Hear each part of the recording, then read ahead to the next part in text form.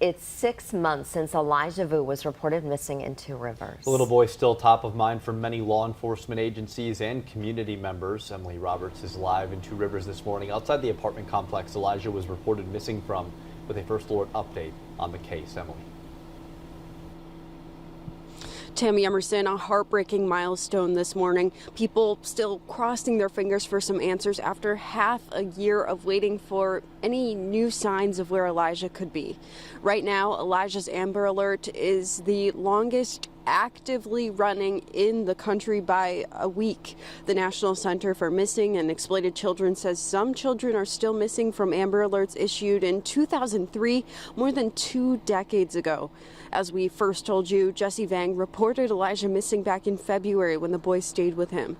Vang and Elijah's mother, Katrina Bauer, both face felony charges of chronic child neglect and are pleading not guilty. Now, no one has been charged with Elijah's disappearance. You can still show your support even after 6 months. The Two Rivers Police Department's donation funds are still active, and we're making it easier for you to find those by posting them at WBAY.com/links. Live in Two Rivers, Emily Roberts, Action 2 News.